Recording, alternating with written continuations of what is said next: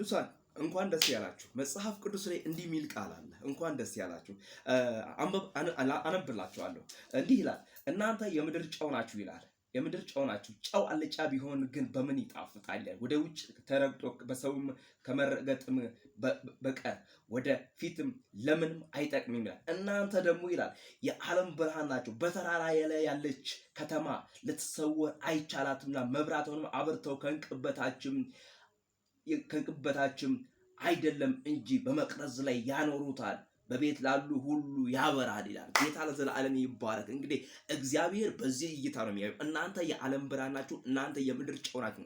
የዓለም ብርሃን ከሆናችሁ ለዓለም ማብራት አለባችሁ። የዓለም ብርሃን ከሆናችሁ ወንጌሉን ለዓለም መናገር አለባችሁ። የዓለም ብርሃን ከሆናችሁ ለዓለም መናገር አለ። መዳን በሌላ በማንም የለም፣ እንድንበት ዘንድ ከሰማይ በታች የተሰጠን ስም ኢየሱስ ነው። የልጁ የኢየሱስ ክርስቶስ ደም ከኃጢአት ሁሉ ያነጻል እያልን መናገር። የዓለም ብርሃን ናችሁ። እናንተ የምድር ጨው ናችሁ።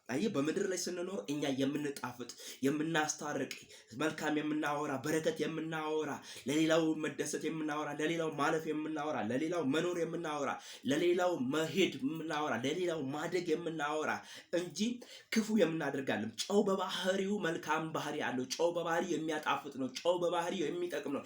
ይሄንን ካላደረጋችሁ ግን እናንተ ጨው ካልሆናችሁ ከመረገጥ ሌላ ምንም ነገር የላችሁም። ምክንያቱም ባላችሁበት በተሰጣችሁ ቦታ ካልተቀመጣችሁ ያንን ዓላማችሁን ካልፈጸማችሁ ከንቱ ናችሁ እያለ ነው ያለው። ስለዚህ እናንተ የምድር ጨው ናችሁ። ደስ ይበላችሁ ጴንጤዎች፣ እናንተ የምድር ብርሃን ናችሁ፣ የዓለም ብርሃን ናችሁ። ምክንያቱም ወደ ዓለም ሁሉ ሂዱ፣ ወንጌልን ለፍጥረት ስበኩ ተብሎ የተነገረው የእግዚአብሔር ቃል፣ ይህ የእግዚአብሔር ቃል ታማኝ ነው። ስለዚህ ይህንን ቃል ደግሞ እናንተ ልትናገሩ ለእናንተ ነው እድል የሰጠው። አይ ይሄ ቃል በደብተራ አፍ አያምርም፣ በእኔ አፍ ያምራል። በሟርተኛ አፍ አያምርም፣ በእኔ አፍ ያምራል። በኢየሱስ ክርስቶስ ጌታ ለዘላለም ይባረክ።